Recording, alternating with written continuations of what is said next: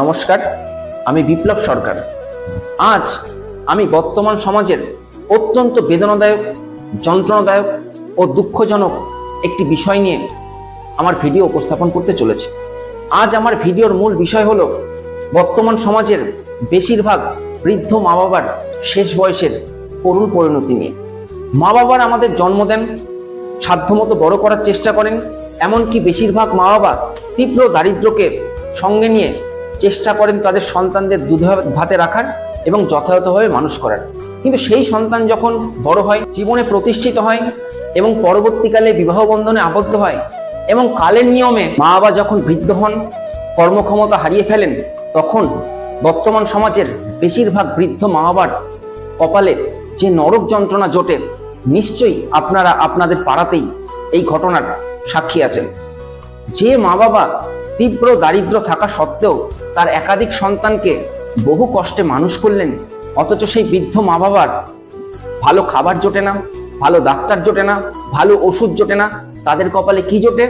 অবহেলা, লাঞ্ছনা, অপমান ইত্যাদি। যে সন্তানকে মা বাবা এত কষ্ট করে বড় করলেন, সেই সন্তান বড় হয়ে দামি গাড়ি কিনছে, সোনা গয়না কিনছে, বড় বড় রেস্টুরেন্টে খেতে যাচ্ছে, অথচ বৃদ্ধ মা বাবার জন্য একটু হরলিক্স কেনার পয়সা তার নেই, একটু ডাক্তারের কাছে নিয়ে যাওয়ার পয়সা তার নেই।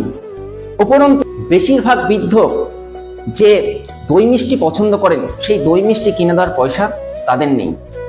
আর বাড়িতে নিয়মিত যে খাওয়ার আয়োজন হয়, দেখা যায় শেষে যে টুকরো টাকরা পড়ে থাকে, সেই বৃদ্ধ মা বাবার কপালে সেই খাবার জোটে।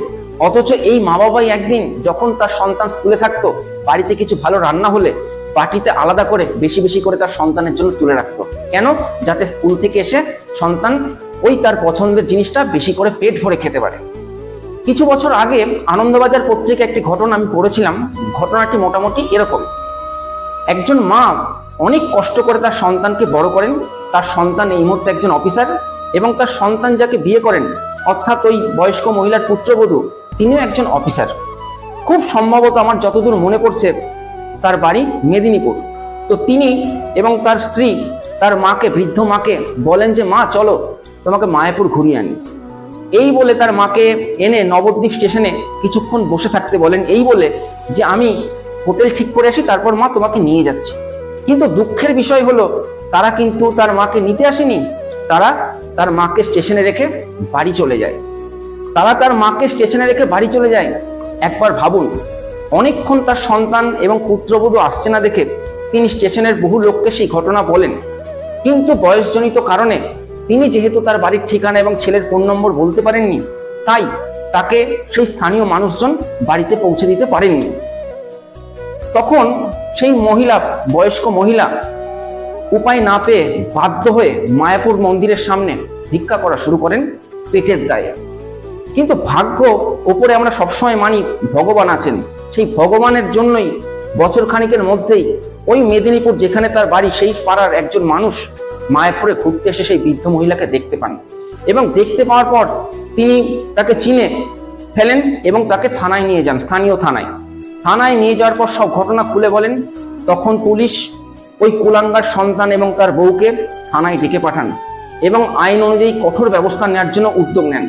কিন্তু মায়েরা কত মহান দেখুন, সেই মা পুলিশ অফিসারকে হাত জোর করে বলছে, দয়া করে আমার সন্তানকে ছেড়ে দিন। তাহলে মায়েদের মহানতাটা একবার ভাবুন।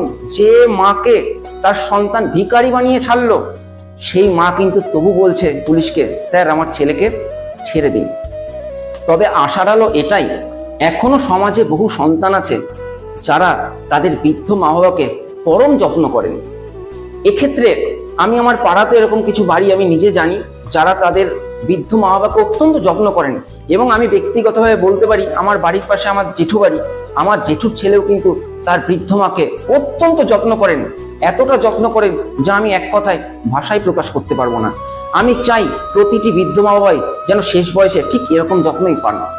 আমি আমার বিদ্যালয়ের পঞ্চম ও ষষ্ঠ শ্রেণীর ক্লাসে গেলে তখন তাদের আমি বলি যে, তোমাদের দাদু ঠাকুমার সঙ্গে যদি কোনো অন্যায় হয়, তোমরা তোমাদের মা বাবাকে বোঝাবে এবং প্রয়োজন হলে প্রতিবাদ করবে এবং তাদের বলবে, মা বাবা তোমরা আজকে যেটা আমাকে শেখাচ্ছ, আগামী দিনে কিন্তু তোমাদের যখন বয়স হবে এটাই কিন্তু ফেরত পাবে। আমাদের দেশে 2005 সালে রাইট টু ইনফরমেশন অ্যাক্ট অর্থাৎ তথ্য জানার অধিকার আইন এবং পরবর্তীকালে 2009 সালে রাইট টু এডুকেশন অ্যাক্ট অর্থাৎ শিক্ষার অধিকার আইন পাশ হয় এবং পরবর্তীকালে চালু হয়।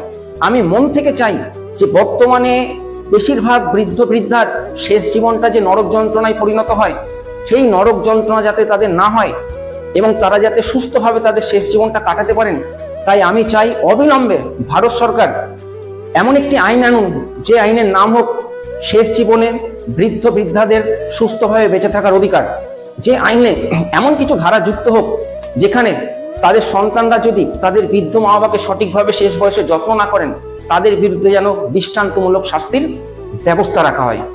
সকলকে অনুরোধ করব, ঘুটে পড়ে গোবর হাসে এই প্রবাদটি মনে রাখার জন্য।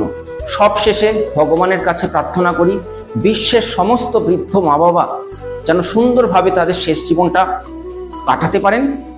আজ এই পর্যন্তই, সকলে ভালো থাকবেন, ধন্যবাদ।